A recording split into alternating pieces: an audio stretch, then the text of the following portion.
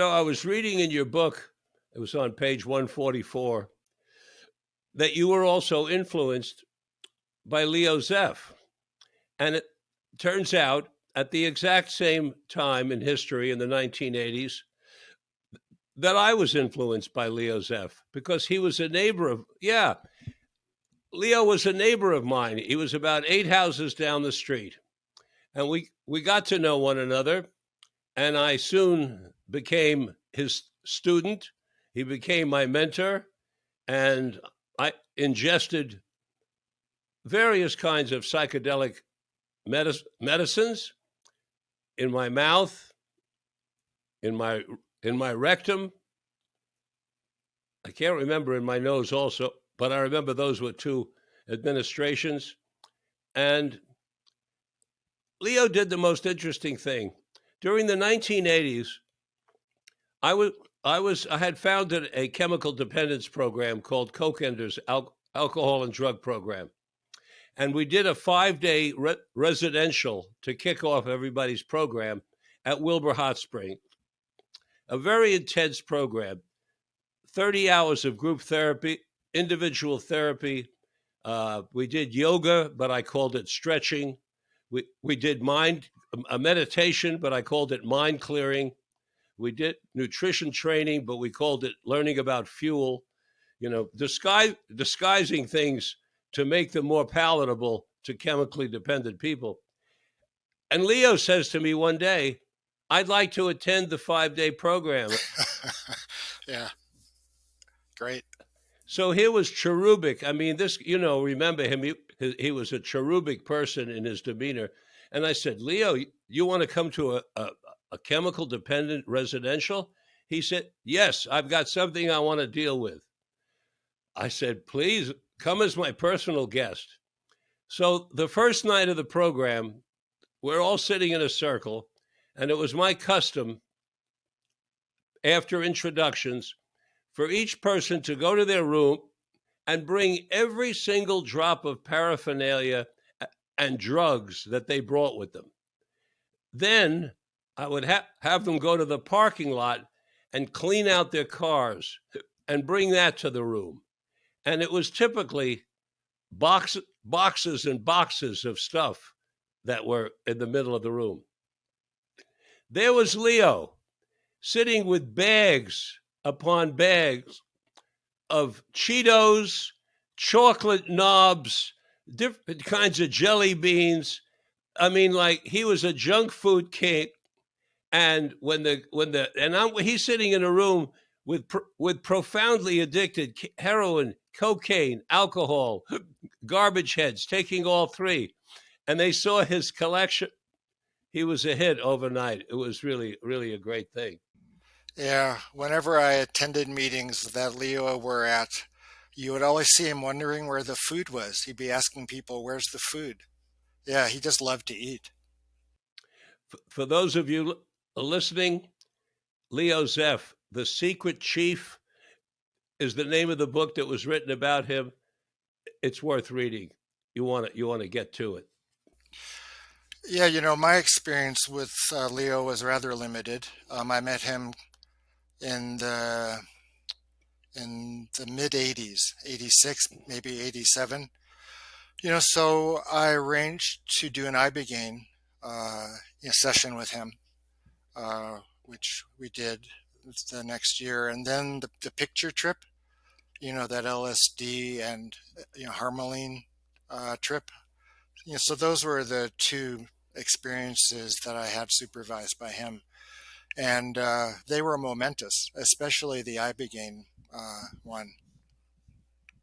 What music did he play?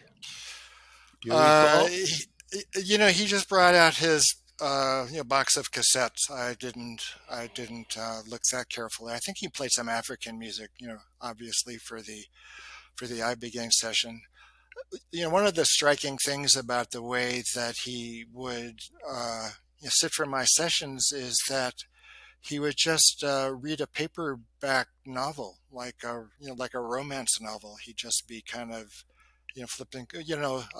He'd be reading it, but it was very light, something that he could distract himself from very easily if he needed to pay attention. My most profound experience with him was when he gave me 500 micrograms of LSD, put eye shades on me, and put headphones on me, and had me lay down on the couch where I stayed for about 8 hours.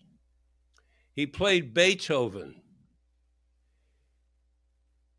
I came away from that experience so focused on Beethoven and his genius that I really feel like I missed out on some areas of looking at myself because I was so overwhelmed by his genius at creating this music.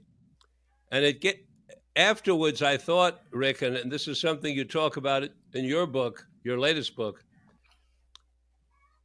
I'm never going to use music again. I'm going to do silence, because whatever music I listen to, I'm so suggestible under the influence of this medicine. The music itself is going to direct my journey. And I would rather either direct it myself with my intention or let whatever comes to me come. But to be so taken. So that was one experience. And the other was at another time on a large dose. And this was the most important experience, really. He came over to me,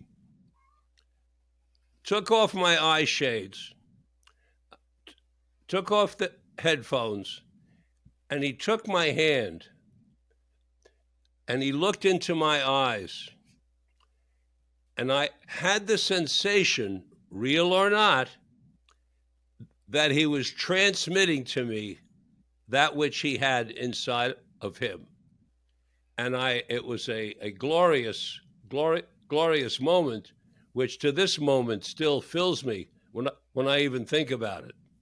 I'm not claiming that such transmissions do or do not take place. I'm not commenting on it. I'm just telling a story. Yeah, I mean, it felt that way. It felt that way. Yeah, like the transmission was Correct. occurring. When Leo was holding your hand, did it feel like your hand was in a rock, like in a stone, like King Arthur's sword? His hands were so big and strong and warm. It felt like my hand was in not too hot, but molten honey, golden honey. Yeah, I mean, he was quite a guy. Well, during my Ibogaine experience, I was kind of nervous at a certain point, and I said, I need some reassurance. So he laid on top of me, face to face, chest to chest, belly to belly, arm to arm, leg to leg. He just laid on me. It was the damnedest thing, but I got grounded. I was calmed down after a few minutes. He got up and said, "Are you all right?" And yeah, so very intuitive guy. Very. He went from the laying on of hands to the laying on of body. What's interesting is in the Book of Kings, I think, there's a story in there about Elisha, Elijah's disciple, and he brings a child back from death by lying on him, face to face, hands to hands, arms to arms. Mm-hmm. So after I discovered that narrative in the Book of Kings, I wondered if Leo may have learned it from there. That's a great observation.